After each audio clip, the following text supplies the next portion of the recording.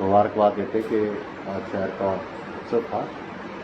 और ये जो आज हम प्रेस वार्ता करने जा रहे हैं उसका मुख्य उद्देश्य ये है कि जो हाल ही में जो हिमाचल प्रदेश में जो बाढ़ के कारण जो आपदा आई है, उस आपदा के ऊपर जो है वो हिमाचल प्रदेश के विभिन्न जो जन संगठन है, सामाजिक संगठन, उनकी पहल पे जो है वो देश के जो भूवैज्ञानिक हैं और जो इस तरह के बुद्धिजीवी लोग हैं, उनका एक हमने वेबिनार किया था 28 तारीख को।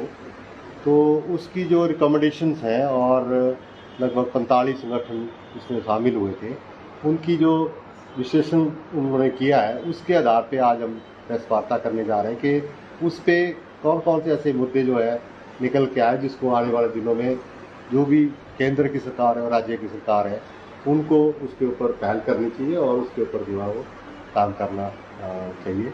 तो हमारे बीच में हिमालय नीति अभियान के गुमान सिंह जी हैं, संदीप मिनास जी हैं, उसके अलावा नरेंद्र सैनी जी हैं और भूमि अधिग्रहण प्रभावित मंच के जो अध्यक्ष हैं BR कौंडल जी हैं, और मैं खुद जो 4 लेन प्रभावित संगठन है उसकी तरफ से आपके बीच में इस प्रेस वार्ता में। तो मैं अनुरोध करूंगा सबसे पहले गुमान सिंह से कि वो ब्रीफ में जो इसकी भूमिका है और जो इसकी रिकमेंडेशन है उसके बारे में आपके बीच में बातचीत रखें। साथियों, ये अभी जो पीछे जुलाई और अगस्त के 2 महीनों में हिमाचल प्रदेश में बारिश से जो तबाही हुई, फ्लड आया, घरों का नुकसान हुआ, पूरे इलाके धंस गए, पशुओं का हानि हुई, जंगलों का विनाश हुआ, ये सब हमने देखा।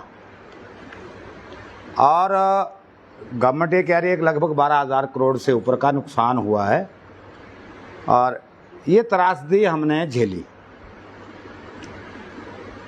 हम लोग उसी वक्त से इस काम में सब संगठन, जो सामाजिक संगठन हैं, वो अलग अलग इलाकों में लगे रहे कि कैसे लोगों की मदद की जाए और कैसे ये त्रासदी हुई, क्यों, कारण क्या है, क्या स्थितियां बनी हैं, इसकी जानकारी के लिए हमारे स्थानीय स्तर पर जो ज़मीनी संगठन हैं वो सूचनाएं इकट्ठे करते रहे।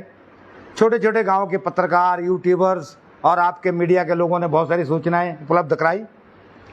और उसके बाद जो देश के बड़े भूविज्ञानी हैं और मौसम विज्ञानी हैं और जलवायु और दूसरे नदियों के विद्वान हैं, पहाड़ के जानकार हैं, उनके साथ लगातार हम चर्चा के लिए एक समूह बनाया, क्राइसिस समूह, जिसमें लगभग 250 तरह के लोग, इस तरह के लोग शामिल हैं, जिसमें पत्रकार भी हैं और भूविज्ञानी भी हैं, बहुत सारे एक्टिविस्ट हैं। उन सब के विश्लेषण का परिणाम हुआ कि हम लोग एक निर्णय में पहुंचे, एक रिकमेंडेशन में पहुंचे कि ये क्या हुआ। इसी दौरान 2 बड़े सेमिनार जूम पे हुए, जिसमें देश के बड़े बड़े भूविज्ञानी शामिल हुए। आप जानते, रवि चोपड़ा, जो ये केदारनाथ की त्रासदी के वक्त हाई सुप्रीम कोर्ट ने रवि चोपड़ा कमीशन बनाया था, उसके चेयरमैन थे। और हिमांशु ठक्कर, जो पहाड़ और नदी और डैम्स के बहुत बड़े विशेषज्ञ हैं। इस तरह के नवीन ज्वाल, जो इस वक्त पूरे हिमालय क्षेत्र के सबसे बड़े जानकार साइंटिस्ट माने जाते हैं, कुलकर्णी, जो वेस्टर्न घाट में बड़े विज्ञानी हैं। इस तरह से बहुत से विज्ञानियों ने 2 दिन में, बुरेटा साहब हमारे यहाँ से हिमाचल से, वो जियोमॉर्फोलॉजिस्ट हैं, श्रीधर जी वो पृथ्वी विज्ञानी हैं और साइंटिस्ट हैं। तो ये सब लोग, इन्होंने चर्चा की 2 दिन उन सेमिनारों में। उससे ये देखा गया, पहली बात, जब यहाँ आपके साथ पहली प्रेस कॉन्फ्रेंस भी हुई थी पिछले महीने, उसमें भी यही हम लोगों की सरासरी समझ थी कि भाई ये बारिश तो ऐसे ही होती है, परंतु ये जो इतना नुकसान किया नदी ने, तब तो सिर्फ ब्यास का ही मामला था, उसके बाद तो पूरे हिमाचल प्रदेश में ही हुआ है नुकसान। तो उससे वक्त हम उस वक्त हम कह रहे थे ये बहुत हद तक मानव जनित परिघटना है, ये प्राकृतिक नहीं है। इसकी मारक क्षमता को बढ़ाया जो हमने निर्माण किए, और 4 लेन को सबसे पहला कारक हम आज भी मानते हैं, तब भी मानते थे, और इन वैज्ञानिक विश्लेषणों में भी ये साबित हुआ कि 4 लेन का जिस ढंग से निर्माण हिमाचल प्रदेश में हुआ, वो निर्माण करने की ना तो NHAI को क्षमता थी, ना जानकारी थी, और वो उन्होंने खुद स्वीकार किया। हम नहीं स्वीकार कर रहे, NHAI स्वीकार कर रही है कि हमको अनुभव नहीं था। उन्होंने गलत तरीके से हमारे पहाड़ को तोड़ा, हमारे लोगों को तबाह किया, हमारे जंगलों को तबाह किया, और अब तो परिस्थिति ये बन गई, मंडी से पंडोह तक का परमानेंट स्लाइड जोन बन गया, कई साल के लिए हमारे लिए सिरदर्दी बन गई है। आप थलाउट में देखिए, उसका ऊपर का पूरा जो जा रहा है इलाका, जो पूरा गांव नीचे उतर रहा है, हमेशा के लिए सिरदर्दी बन गई। ऐसा ही वहां पर हो गया आपके सोलन, क्या नाम उसका जगह, चक्की मोड़, वहां भी ऐसा ही हाल हो गया। अभी मैं आज सुबह एक स्टडी पढ़ रहा था कि वो शिमला परमाणु सड़क का जो अभी किसी ने स्टडी किया है, मैंने सुबह फॉरवर्ड किया है वो स्टडी, वो कह रहे हैं 11 स्लाइड जोन है, 6 ऐसे स्लाइड जोन बन गए जो रिपेयर ही नहीं होंगे कभी, अनरिपेयरेबल, हमेशा ही प्रॉब्लम रहनी है। ऐसा ही हमारा इलाका बना दिया ही उन्होंने। तो ये क्रिमिनल एक्ट हम तो कहते हैं, आज भी खुल के कहते हैं, परंतु इन अध्ययनों में भी पाया गया कि 4 लेन का निर्माण अवैज्ञानिक तरीके से हुआ गया, गलत किया गया, ये फाइंडिंग में आया। ये हम उस दिन से कह रहे थे कि भाई सड़कें, छोटी सड़कें भी आज हम देख रहे हैं कुछ कुछ इलाकों में धंस रहे हैं, इलाके बगीचे गए, ये छोटी छोटी सड़कें भी बनाई ना, उसमें ना नाली है, ना डाइवर्जन कलवर्ट है साइड के, ना पीछे कलवर्ट के नीचे जो है पीछे को उस नाले को पक्का करना है, उसका कोई कैचमेंट ट्रीटमेंट नहीं है। हर कई लोगों के खेतों में गया, खेत धंस गए, ऐसे ऐसे पूरे पूरे इलाके धंस गए, कई जगह बगीचे चले गए सारे। ये सब हमारी गलतियां हैं, सरकार की खासकर, निश्चित तौर पर ये सब फाइंडिंग में आया, उन सब स्टडीज में देखा गया। देखिए अब टेक्टोनिक मूवमेंट तो है यहाँ, हम एक ऐसे कच्चे पहाड़ में रहते हैं जहाँ लगातार सैकड़ों भूकंप के छोटे छोटे झटके आते रहते हैं दिन भर में, वो उस परिस्थिति को और नाजुक करेगा ही, वो मिट्टी गिली हो गई। तो ये जो परिस्थितियाँ थी, ये सारे कारक इन वैज्ञानिकों ने देखे, और जंगलों का विनाश हमारा मोटे तौर पर 80 तक हम सब जानते हैं, भारत सरकार, हिमाचल सरकार काटती थी, 80 के बाद ये कंपनियां काट रही हैं, डैम काट रहे हैं, सड़कें काट रही हैं अंधाधुंध। अब 4 लेन ने कितने जंगल काटे कुछ पता ही नहीं है इनका, तो है ना, इनका तो कोई हिसाब किताब ही नहीं है, ना कागज ना पत्र है, सड़क कहीं है कागज में कहीं है, इनका सब गड़बड़ है। ये 4 लेन वालों का तो बहुत ही गड़बड़ है, कुछ पता नहीं है। ये लोग सब प्रभावित लोग भी, इनको खुद पता नहीं कि इनकी जमीन एक्चुअल में उस 4 लेन के नक्शे में है कि नहीं है। ऐसी स्थिति, ऐसे गलत काम हुए हैं यहाँ, ये हैं जो कारक है। इसके बाद पूरा अध्ययन के बाद क्या देखा गया कि अगर ये हुआ है तो अब क्या किया जाए। ये बहुत हद तक मानव जनित हुआ, इसको रोका जाना का तरीका क्या है। पहली जरूरत है हमारी अभी इमीडिएट, एकदम से जरूरत है कि जो लोग अभी नुकसान हुए हैं, जिनके घर गए हैं, खेत गए हैं, जिनके बेचारों की मृत्यु हुई है, जिनके पशुधन का नुकसान हुआ है, उनकी भरपाई कैसे हो, उनकी आजीविका कैसे चले, वो कैसे खड़े हो, पहले तो उन लोगों का देखना पड़ेगा। सबसे पहला काम यह है, और उसके लिए जरूरी है, हम बार बार कह रहे हैं। और उसके बाद हमने एक चिट्ठी भी प्राइम मिनिस्टर को इस प्रेस कॉन्फ्रेंस के बाद लिखी थी, और उसमें कहा था कि यहाँ पर नेशनल डिजास्टर घोषित किया जाना चाहिए इसको। अगर ये नेशनल डिजास्टर घोषित होता है तो सारे की सारा जो यहाँ का जो खर्चा है, वो पैसा है पुनर्निर्माण का, वो भारत सरकार के NDRF से आएगा। ये बात हम बार बार उस दिन से उठा रहे हैं, परंतु राजनीतिक दल अभी तक उसमें सहमति नहीं बना सके हैं। ये होना चाहिए था। उसके बाद देखो मसला क्या हुआ कि ये जो जिनके खेत चले गए, क्या करेंगे आप उनके लिए। अभी पिछले महीने पार्लियामेंट में लॉ लाए, अमेंडमेंट किए फॉरेस्ट कंजर्वेशन एक्ट 1980 को। उन्होंने कहा कि देश की सीमा से 100 किलोमीटर के अंदर के क्षेत्र के अंदर में कोई भी डेवलपमेंट प्रोजेक्ट है उसके लिए हमें कोई अनुमति की जरूरत नहीं है। केंद्र सरकार अनुमति देगी और वेव ऑफ कर देगी फॉरेस्ट कंजर्वेशन एक्ट के प्रोविजंस को।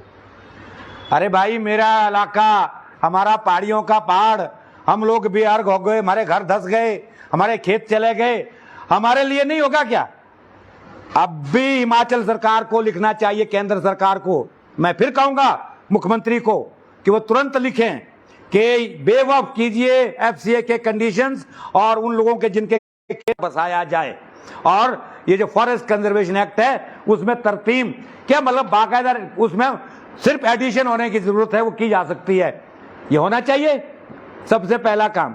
दूसरी बात है, अब नुकसान हुआ है, मुझे तो परेशानी से कहना पड़ रहा है, हाइडल प्रोजेक्टों की वजह से सैंज गया। आज सरकार ने भी कहा बड़े जोर से हम क्या करेंगे, 4 लेन वालों की वजह से कई गांव गए, ये पूरा आउट के ऊपर का इलाका जा रहा है, बहुत से गांव घर जा रहे हैं सारे 4 लेन के नजदीक।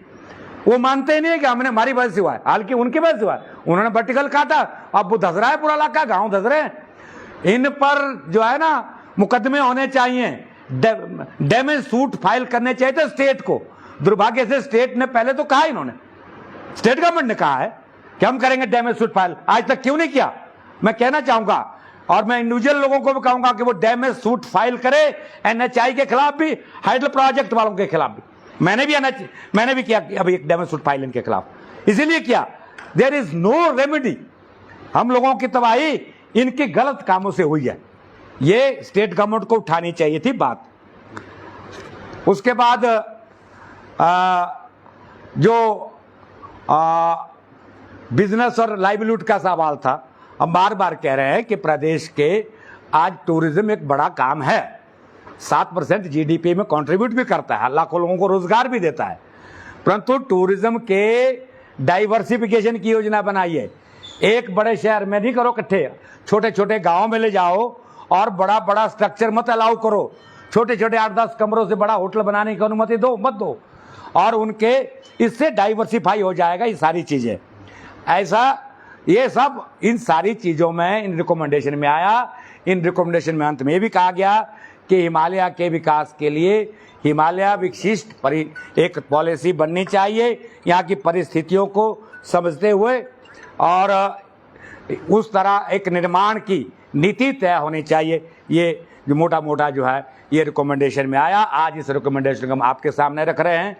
विधानसभा कल से है, ये सभी विधायकों को भेज दी गई है, सरकार को भेज दी गई है। हम चाहते हैं कि विधानसभा पर में भी इस बात पर चर्चा हो और सवाल उठे।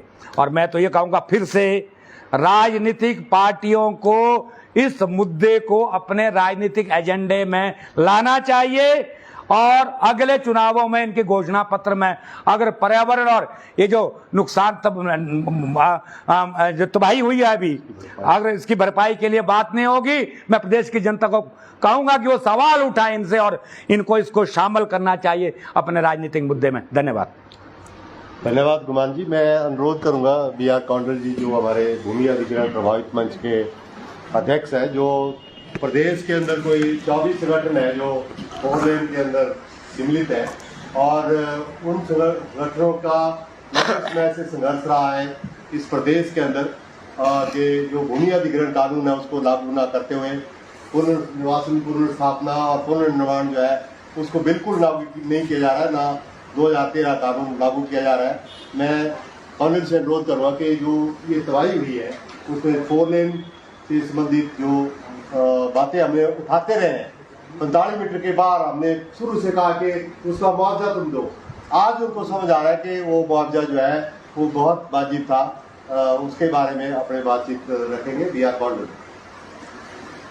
सभी प्रदेशवासियों को सारे उत्सव की शुभकामनाएं। और जुलाई और अगस्त में जो त्रासदी हमारे प्रदेश में हुई है उसमें अभी भी सैकड़ों लोग जो है वो शिविरों में अपना जीवन यापन कर रहे हैं। हिमाचल सरकार के जो लिमिटेड सोर्सेज हैं उसमें सरकार काम कर रही है और निर्णय भी अच्छे लिए जा रहे हैं। हम इसके लिए हिमाचल सरकार की प्रशंसा करते हैं। लेकिन यह सत्य है कि इस त्रासदी के लिए केवल प्रदेश सरकार के सोर्सेज जो है वो काफ़ी नहीं है। इसलिए हमारा केंद्रीय सरकार से सबसे पहले अनुरोध है कि स्पेशल पैकेज जो है हिमाचल प्रदेश के लिए दीजिए और इसको एक राजनीतिक मुद्दा ना बनाएं आपस में लड़ने का। ना तो इस प्रदेश की जनता को कोई सजा दे कि अगर पिछली विधानसभा में केंद्रीय सरकार की पार्टी को अगर वोट नहीं मिले हैं तो हिमाचल सरकार में अब जो यहाँ की जनता है उनको सबक सिखाया जाए, इस सोच से ऊपर उठा जाए। दूसरी रही बात 4 लेन निर्माण की, ये तो गुमान जी ने भी बता दिया कि विशेषज्ञों की फाइंडिंग्स आ चुकी हैं और ये क्लियर कट है कि ये क्रिमिनल नेग्लिजेंस है 4 लेन की, क्योंकि यहाँ पर अगर इनका अनुभव नहीं था तो हिमाचल प्रदेश जैसे पहाड़ी इलाके में आकर इतनी बड़ी बड़ी मशीनरियों को लगाकर और इतनी ब्लास्टिंग करके इतने बड़े बड़े टनल बनाकर इन्होंने पूरे पहाड़ों को हिला दिया हमारे, और आगे आने वाले दशकों तक अब यहाँ की जनता जो है इसका दंश झेलती जाएगी। तो इसकी सज़ा तो इनको मिलनी ही चाहिए। और आगे जो है हमारा ये विचार है, जैसे विशेषज्ञों ने भी अपने विचार दिए हैं कि हिमाचल प्रदेश को टूरिज्म हब बनाना है तो इनको चौड़ी सड़कें बना के मत दो, ना तो इनको टनल बनाने की आवश्यकता है, इनको स्लो स्पीड में चलने दो। क्योंकि टूरिस्ट जो आता है बाहर से वो इसलिए आता है ताकि आपके प्रदेश की प्राकृतिक सुंदरता को वो निहारे, लेकिन आप उसको एक टनल में डालते हैं और दूसरी तरफ एक नाले में पहुंचा देते हैं मनाली में जाकर। आप क्या औचित्य बनता है कि 5 घंटे का जो सफर है उनको आप 2 घंटे में करवा रहे हैं? क्या वो इसलिए दौड़ने के लिए आए हुए हैं यहाँ पर? वो तो हर प्रदेश की हर जगह को देखना चाहते हैं, लोगों से मिलना चाहते हैं, यहाँ की सुंदरता को देखना चाहते हैं, यहाँ के कल्चर को समझना चाहते हैं। ये कौन सा मॉडल है टूरिज्म का? यहाँ पर पूरे प्रदेश को तबाह कर दिया इन्होंने।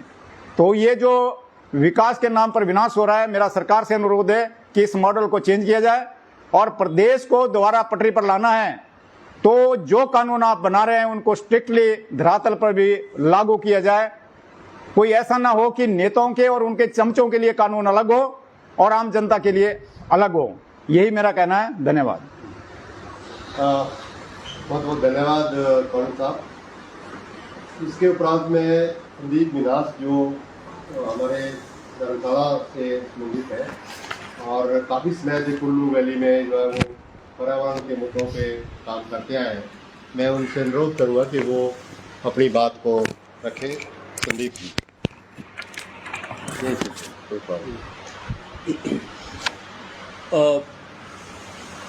सबको नमस्कार और सारे प्रदेशवासियों को शायर की बहुत बहुत शुभकामनाएं। बहुत सारी बातें रख दी हैं, लेकिन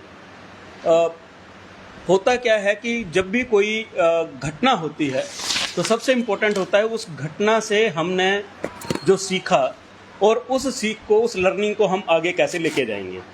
लेकिन ये जो घटना हुई, घटना नहीं है, ये जो इतना बड़ा मैन मेड डिजास्टर हुआ, इस डिजास्टर से जो लर्निंग प्रदेश सरकार को लेनी चाहिए थी, जो केंद्र सरकार को लेनी चाहिए थी, वो कहीं दिखती नहीं है दूर दूर तक।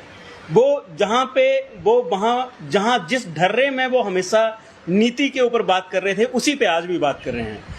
उदाहरण के लिए एक छोटी सी बात जो है, क्या किया, फटाफट जो है सबसे पहले एक सरकार ने ऊपर से एक आदेश पारित किया कि 2.5 मंजिल से ऊपर मकान नहीं बनने देंगे।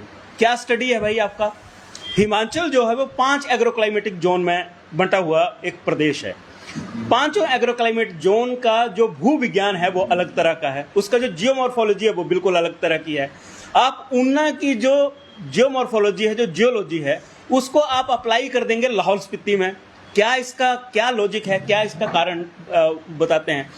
जो टाउन एंड कंट्री प्लानिंग जो इसके ऊपर बात कर रहा है, वो भी क्या बात कर रहा है, वो भी जब प्लानिंग की बात कर रहा है तो प्लानिंग में वो स्टेबल लैंड की बात नहीं कर रहा है। जो सबसे बड़ा माना जाता है कि टाउन एंड कंट्री प्लानिंग एक ऐसा हमारा इंस्टीट्यूशन है जो एक आगे के फ्यूचर में अर्बनाइजेशन में और बाकी जो निर्माण है उसमें वो बहुत महत्वपूर्ण भूमिका निभाएगा। उसका क्या स्टेबल लैंड होती है उसके ऊपर उसका कोई दृष्टिकोण नहीं है ही नहीं। पूरे डॉक्यूमेंट में आप देखेंगे वो गायब है। जो उनका जोनिंग है उस जोनिंग में जियोलॉजिकल स्टडी नहीं है, सेस्मोलॉजिकल स्टडी नहीं है, जियोमॉर्फोलॉजिकल स्टडी नहीं है। क्या स्टडी है? कितना लैंड अवेलेबल है, जो रेवेन्यू का स्टडी है कि इतनी लैंड अवेलेबल है, इस लैंड के अंदर हम ये बना सकते हैं। तो पूरे का पूरा टीसीपी का जो पूरा अपना जो मॉडल है वो आज भी एक क्वेश्चन मार्क में है। तीसरी बात जो है वो है कि जब सरकार ने कोई लर्निंग लेनी है, उस लर्निंग के बाद होता है कि जब केंद्र सरकार है, केंद्र सरकार का जो ये नेशनल हाईवे का पूरा निर्माण है, हम बहुत टाइम से बोल रहे हैं कि हिमालय एक फ्रेजाइल एक पहाड़ है और इसको आप जितना छेड़ेंगे ये उल्टा उतना ज़्यादा नुकसान पैदा करेगा, पूरी प्रकृति के लिए भी, अपने आप के लिए भी और पूरे जो लोग हैं उनके लिए भी। लेकिन पिछले 20 दिन पहले केंद्र सरकार का एक नया फरमान आया कि अब वो नेशनल हाईवे को बाहर ना करके नई टनल, तो दर्जनों नई टनल बनाने की उन्होंने घोषणा कर दी। अब इसका क्या आपके पास स्टडी है कि आपकी कहाँ टनल बनेगी, क्यों टनल बनेगी? तो हमारे बोलने का मतलब है कि जो डिजास्टर से जो हमने सीखना था वो तो हमने सीखा नहीं, हमने उल्टा उस डिजास्टर को और ज़्यादा कैसे हो सकता है उसके बारे में काम करना शुरू कर दिया। अभी मैं कुल्लू डीसी का स्टेटमेंट पढ़ रहा था कि जल्दी से जल्दी NHIA जो है वो डबल लेन खोले। उसका मतलब क्या है कि आप बिना कोई स्टडी किए, बिना कोई कुछ किए, आप जल्दी से जल्दी सड़क इसलिए खोल रहे हैं कि और काटा जाए। और हम देख रहे हैं कि आज भी वो मक जो है, उस सड़क को खोलने का जो मक है वो नदी में फेंका जा रहा है। तो एक तो ये है। तीसरी बात ये है कि सरकार से हम एक सिंपल बहुत ऐसी कोई टफ चीज़ नहीं मांग रहे हैं। आज की डेट में सारी स्टडीज़ अवेलेबल हैं, सब कुछ अवेलेबल है, आपको सिर्फ उनको कंपाइल करना है।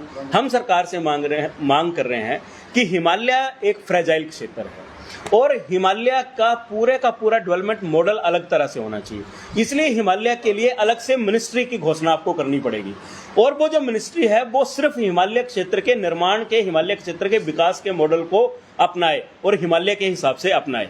इतनी ही बात है, इससे ज़्यादा लंबी चौड़ी बात नहीं है।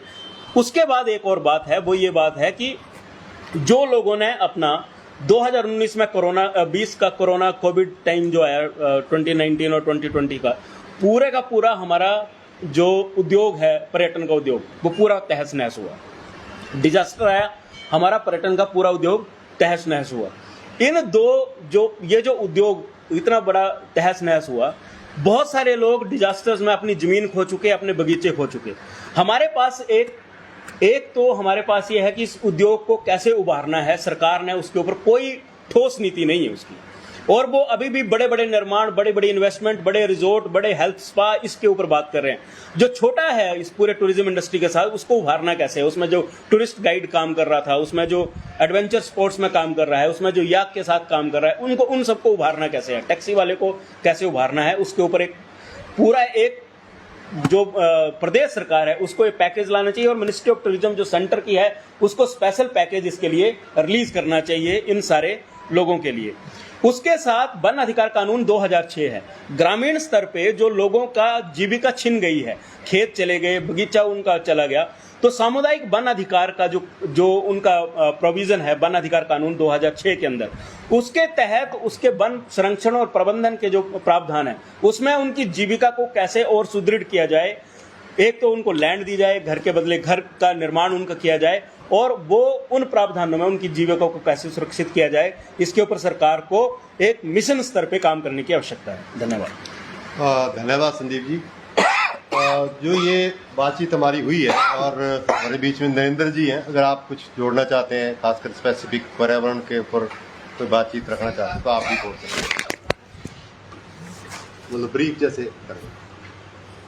हमारे गुमान जी, वालिया साहब, कौंडल जी, मेरे छोटे भाई और प्रेस के जो मौजूद हैं, जो मैंने बोलना था वो पहले बोल दिया है, लेकिन फिर भी मैं ये चाहूँगा कि यदि इस हिमाचल को बचाना है तो ज़रूरी है कि इस पर एक विचार किया जाए। गवर्नमेंट को चाहिए कि जो पहले हालात थे, जो पहले हरियाली थी, हवा थी, ईमानदारी थी, अच्छे खाते पीते थे, सुखी थे, अगर वो उसमें लौट जाए तो ठीक है।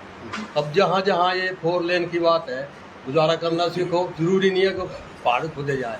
अब नई 4 लेन जो है पठानकोट से यहाँ आ रही है, अगर ये लाइन आ गई ना, यहाँ 4 लेन बन गई तो उससे ज़्यादा तबाही होगी।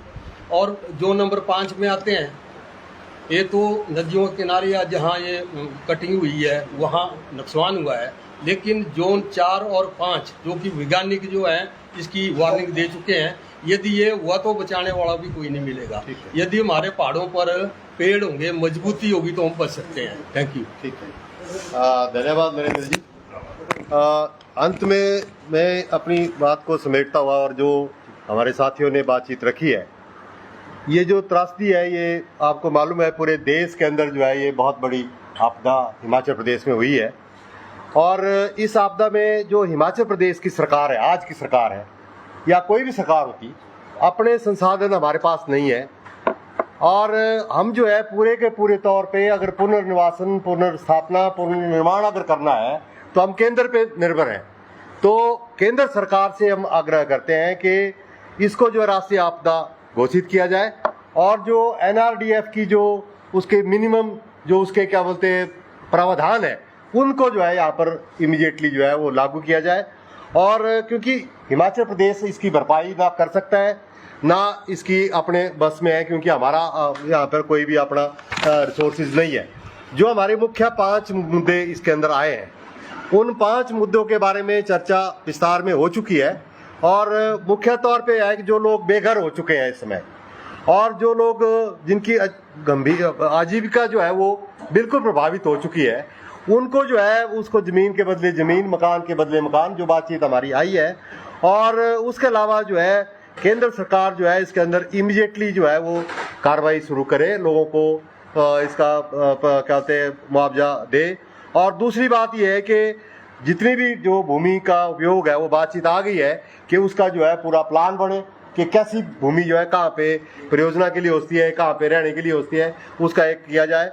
और जो बड़े बांध है, बड़ी परियोजना है, जो सारी चीज़ें उसके ऊपर जो भी कानून है उनको सख्ती से लागू किया जाए। तीसरी बात हमारी ये है कि वैज्ञानिक आधार पे उनका अध्ययन करने के उपरांत उसके ऊपर जो है वो कार्य किया जाए। और चौथी बात, जो 2006 कानून है उसके अंदर जो कम्युनिटी पार्टिसिपेशन है उसको इंश्योर किया जाए। और 1980 का वन कानून अधिनियम जो अभी पीछे पार्लियामेंट में जो है उसको अमेंडमेंट किया गया, 100 किलोमीटर तक कोई भी परियोजना है बिना FCRA कानून के बनाई जा सकती है, तो हिमाचल के प्रदेश के लोगों को जो है वो ज़मीन उसके अंदर मिलनी चाहिए। और लास्टली जो बात है कि जो भी नीति निर्माता हैं हमारे, और जो भी लोग हैं, वो जो सामुदायिक जो लोग हैं, जो कम्युनिटी है, उनकी भी सुननी जानी चाहिए ना। उनका भी जो है उसके अंदर एक वैज्ञानिक जो जागरूकता उनके अंदर लाने की जरूरत है, संवेदनशीलता रखने की जरूरत है। और उसके आधार पे जो है हिमाचल प्रदेश में जो है इस आपदा को से जो बचने के लिए जो पुनर्निर्माण है, पुनर्स्थापना है, पुनर्निवासन है, उसको जो है उसकी जो भरपाई है और नुकसान है उसको किया जाए। मतलब कहने का मतलब क्या है कि जो खासकर जो NHAI है, जो नेशनल हाईवे अथॉरिटी है, बड़ा मतलब अपने आप में एक बेतुका बयान उन्होंने दिया है राष्ट्रीय स्तर पे कि हमें जो है इन पहाड़ों को बनाने का एक्सपीरियंस था, पहाड़ों पे रोड बनाने का एक्सपीरियंस था। तो तुम जो जब बर्बाद करके हिमाचल को बर्बाद करने के बाद तुम ये कह रहे हैं कि अब इसका हम जो है वो पूरा स्टडी करेंगे। 3.5 करोड़ रुपए IIT मंडी को दिया गया इसके लिए कि वो स्टडी करेगी कि हिमाचल में राष्ट्रीय उच्च मार्ग कैसे बनाया जाए। तो तुमने हमारे को तो मार दिया, खासकर कीर्तपुर मनाली के लोगों को तो तोड़ के रख दिया। अभी क्या कहते हैं, दूसरा उन्होंने शिमला से परवाणु के लोगों को मार के रख दिया है। अब फिर मटौर और धनसाड़ा शिमला के भी लोग फिर पठानकोट मंडी के लोगों को मारने जा रहे हैं। तो ये जो मतलब बड़ा बेतुका बयान है ये जो आया है। और दूसरा ये बात कर रहे हैं कि हमारे पास जमीन नहीं थी, जो ये हम कह रहे हैं अनसाइंटिफिक कटिंग तुमने की, बोले हमारे पास जमीन नहीं मिली। 45 मीटर जमीन इनको दी गई है, 17 मीटर तो इनको रोड बनाना है कुल, वो बाकी जमीन तो कटिंग के लिए थी ना, नहीं। लेकिन वह ठेकेदारों को मुनाफा देने के लिए जो है उसकी जो है पूरी की पूरी जो है अनसाइंटिफिक कटिंग करते हुए इन्होंने पूरे के पूरे पहाड़ नीचे उतार दिए, जबकि 45 डिग्री 60 डिग्री से ऊपर जो है वो कटिंग नहीं की जा सकती है। और इसमें जो है मतलब इन मुद्दों को लेकर हम जो है पूरे प्रदेश के स्तर पे जो है जो ये बीड़ा जो यहाँ पे उठाया गया है और जो बुद्धिजीवियों की राय आई है उसको लेके प्रदेश स्तर पे जो हिमालयन जो जोन है, खासकर जो हिमालयन के जितने भी प्रदेश हैं उनको भी साथ में जोड़ा जाएगा और एक राष्ट्रीय और सम्मेलन हिमालय नीति क्या हो हिमालय का विकास कैसा हो, इस पे एक शिमला के अंदर जो है हम आने वाले दिनों में जो अक्टूबर नवंबर में जो है एक सम्मेलन करेंगे और उस सम्मेलन में जो रिकमेंडेशन आएगा उसके आधार पे आने वाले दिनों में लोगों को जागृत करते हुए इस प्रदेश सरकार और राज्य केंद्र सरकार के जो गलत नीतियां उसका जो है बखूबी से प्रचार प्रसार करते हुए लोगों को जागृत करते हुए आगे संघर्ष की कोई नीति जो है वो अपनाई जाएगी, यही मैं कहना चाहूँगा। तो मैं सभी पत्रकार साथियों का सैर के मौके पे आपको बुलाया, इसके लिए क्षमा चाहता हूँ और आप लोग आए और आप लोग इस उम्मीद के साथ कि आने वाले दिनों में जो हिमाचल प्रदेश के अंदर जिस तरीके से ये कहर हुआ है उसको जो लेकर जो आप इसी तरह से हमारा साथ देते रहेंगे। धन्यवाद।